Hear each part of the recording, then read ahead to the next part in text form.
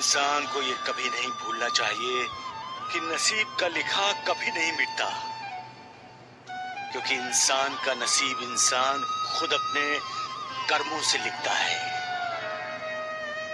वो अपने कर्मों के फल भोगता है, अपने कर्मों से प्राप्त भोग भोगता है।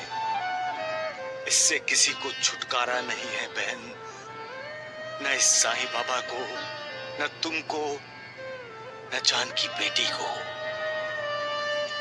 इसलिए मैं अपने भक्तों को अपने पास बुला लेता हूँ, उनके कर्म अच्छे हों इस पर नजर रखता हूँ, उसे सत्कर्म करने के लिए कहता हूँ, किसी को पैसों से दूर रखने की कोशिश करता हूँ तो किसी को पैसों से मदद करने पर ऐतराज जताता हूँ। क्या आग और पानी में दोस्ती हो सकती है? क्या सांप और नेवला एक बिल में रह सकते हैं? क्या बबूल के पेड़ पर आम उग सकते हैं? नहीं ना। उसी तरह विरक्ति और आसक्ति का मेल कैसे हो सकता है श्यामा? महालसा पति विरक्त है और पैसा आसक्ति का मोहक रूप है। पैसा किसी को भी अपने वश में कर सकता है श्यामा, और मैं नहीं चाहता कि पैसों की वजह से महालसा पति का अधोपतन हो और उसने अब तक जो भी तपस्या की है वो व्यर्थ हो जाए। पैसा महालसा पति के आध्यात्मिक उत्कर्ष में बाधा बनकर खड़ा हो सकता है श्यामा। रुपया, पैसा, सोना, चांदी, ये सब मोह माया का चक्रव्यूह है। जो इस चक्रव्यूह में चला जाता है फिर वो बाहर नहीं आता। उस चक्रव्यूह का भेदन मालिक की कृपा ही कर सकती है। जिस पर मालिक की कृपा नहीं होती वो चक्रव्यूह में ही अटका पड़ा रहता है और मोक्ष मुक्ति के मार्ग से दूर चला जाता है। रुपया, पैसा, सोना, चांदी ये एक भूल भुलैया है जिसमें सुख को ढूंढते ढूंढते इंसान अपने आप को खो बैठता है और अपने आप को ढूंढने के लिए जिंदगी के अंत तक उस भूल भुलैया में भटकता फिरता है। पैसों के पीछे भागने वाला इंसान कभी संतुष्ट नहीं होता। उसके पास 100 रुपए होंगे तो उसे 200 रुपए चाहिए, 200 रुपए होंगे तो सोचेगा 1000 क्यों नहीं है, और 2000 होंगे तो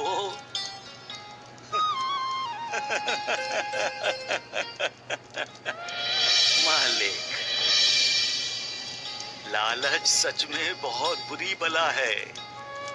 पैसों से अपनी तिजोरी भरने वाला इंसान ये भूल जाता है कि उसकी जरूरत कितनी है। क्या है जरूरत? 100 रुपए की है तो भी वो 1000 के पीछे भागता है। वो ये क्यों नहीं सोचता कि पैसा इंसान का उद्धार नहीं कर सकता? मालिक इंसान का उद्धार कर सकता है और करता है। उसे मालिक के पीछे भागना चाहिए, पैसों के पीछे नहीं। पैसों के पीछे भागने का अर्थ है विकारों के पीछे भागना। जो विकारों को दूर रखता है निर्विकार के करीब आता है, मतलब है इंसान का उद्धार होना। सबका मालिक। बाबा ये सदाशिव हंस रहा है। तो क्या सदाशिव को हंसना नहीं चाहिए? बाबा मेरे कहने का मतलब है कि कुछ ही दिनों पहले तो इसकी माँ की मृत्यु हुई है और मैंने खुद इसे छुपकर रोते हुए देखा था। लेकिन बाबा ये अपना दुख छुपाने के लिए हंस रहा है।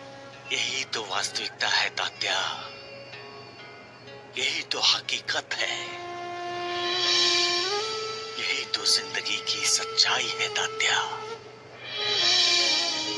तात्या, दुख से दूर मत भागो, दुखों को स्वीकार करते हुए उन्हें दूर करने का उपाय ढूंढो, उपाय करो। दुखों को दूर करने का ही अर्थ है सुख का स्वागत करना। सबका मालिक एक। उलझने जब जरूरत से ज्यादा बढ़ जाती हैं तो हम बेचैन हो जाते हैं। हमारे लिए दुनिया का एक दरवाजा भी जब बंद होता है तो हमारी फिक्र शुरू हो जाती है। जब हमारे अपने हमारी तरफ पीठ कर लेते हैं तो हमें दुख होता है। हम अपने आप को अपमानित मानते हैं। जिंदगी में हमें बहुत से शुभ चिंतक मिलते हैं, लेकिन उनसे भी ज्यादा मिलते हैं अशुभ चिंतक। हमारा बुरा सोचने वाले, हमारा बुरा चाहने वाले, जो हमारी खुशियां छीन लेते हैं। हम हर पल ये सोचते रहते हैं कि आखिर हमने उनका क्या बुरा किया है। हमने तो सदा उनके लिए दुआ की है और सदा उन्हें दुआएं दी हैं, तो फिर ये हमें बद्दुआ क्यों देते हैं? अपनी पुरानी यादों को भूल जाने के लिए हम भूतकाल का, गुजरे हुए कल का दरवाजा बंद कर सकते हैं। हम वर्तमान में जीते हैं, भविष्य पर नजर रखते हुए, लेकिन जब कोई हमारे भविष्य का भी दरवाजा बंद कर देता है तो हमारा ध्यान बिखर जाता है। किसी एक चीज पर हमारा ध्यान नहीं रहता।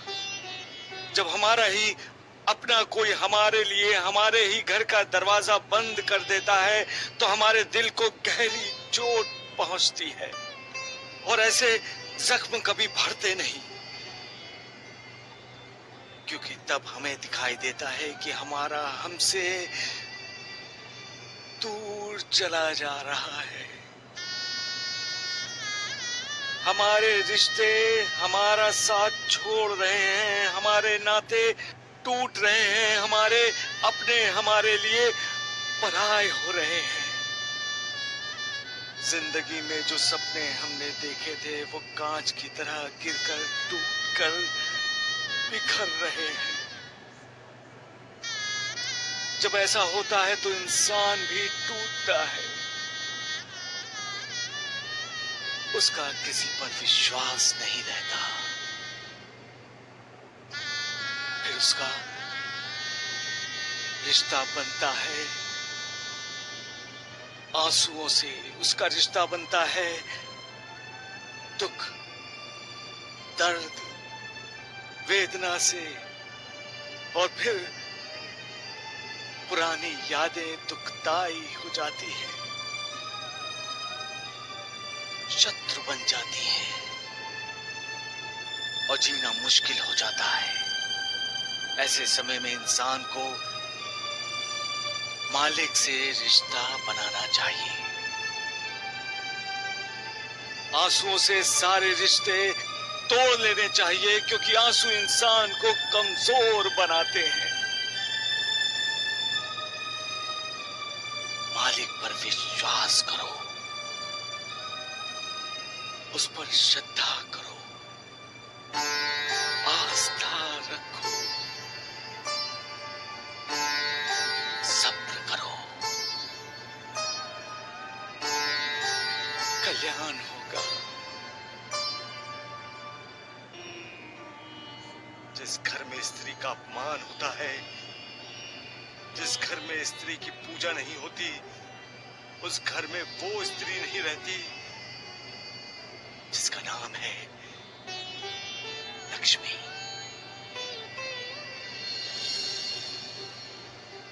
जब आप घर की लक्ष्मी का अपमान करते हैं तो समझ लीजिए कि आपने लक्ष्मी का अपमान किया।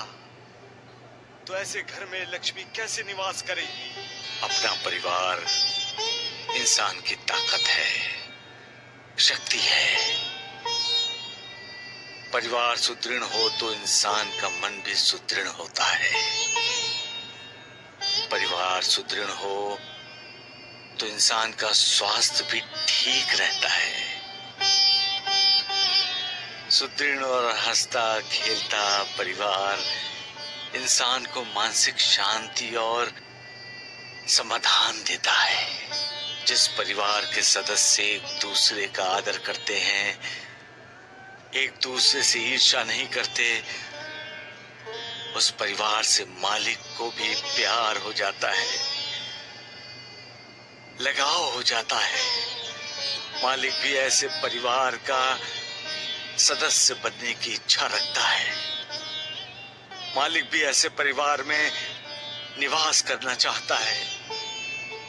ऐसे घर में मालिक का आशीर्वाद होता है। ऐसे परिवार में बरकत ही बरकत होती है। सबका मालिक एक। इंसान प्राणवायु से ज्यादा उम्मीद पर जीता है, बल्कि उम्मीद इंसान को जिंदा रखती है। उम्मीद, नाउम्मीदगी, आशा, निराशा। इंसान जब निराश होता है तब यही आस आंसू बन जाती है। यही आस तेज होती है तो प्यास बनती है।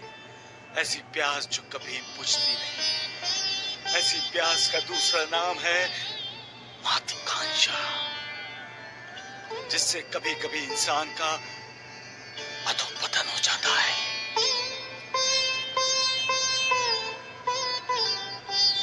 सबका मालिक एक। जो झूठ का हाथ पकड़कर जिंदगी की राह पर चलते हैं, उन्हें ठोकर लगती ही लगती है। अपने मार्ग से भटकते ही भटकते हैं।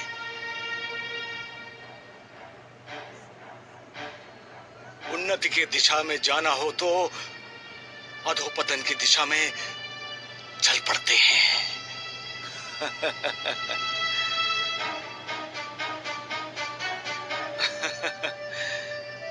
झूठ नकली फूलों की तरह आकर्षक और मोहक लगता है और इंसान उसकी तरफ तुरंत आकर्षित भी हो जाता है। लेकिन जो ज्ञानी होते हैं वो सच का हाथ पकड़कर ही अपनी जिंदगी की राह पर चलते हैं, क्योंकि उस रास्ते पर सच की दिव्य सुगंध उसका साथ देती रहती है। दूसरों की खुशी में अपनी खुशी ढूंढना, दूसरों के गम लेकर उन्हें सुख देना, अपने आंसू छुपाकर दूसरों के होठों पर मुस्कुराहट लाना, यही जिंदगी है तात्या। हर इंसान ये सब सीख जाता है जब उसका अपना परिवार होता है। सुख दुख का आदान प्रदान इंसान को शादी ही सिखाती है। इंसान को हमेशा अपने आप पर संयम रखना चाहिए। अचानक किसी निर्णय पर नहीं पहुंचना चाहिए। जल्दबाजी में न कोई फैसला लेना चाहिए, न कोई राय बनानी चाहिए।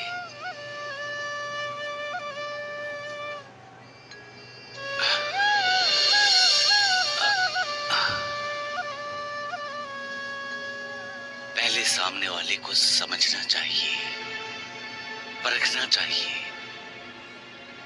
घटने वाली घटनाओं में अर्थ ढूंढना चाहिए।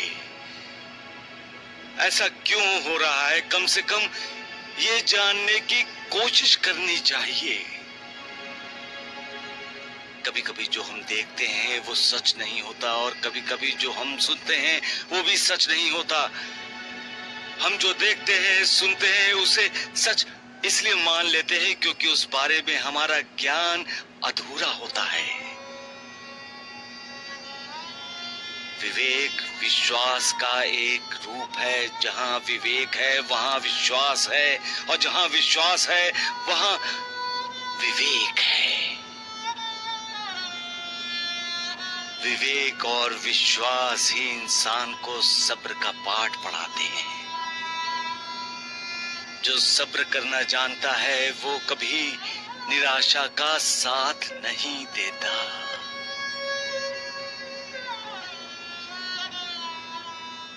सबका मालिक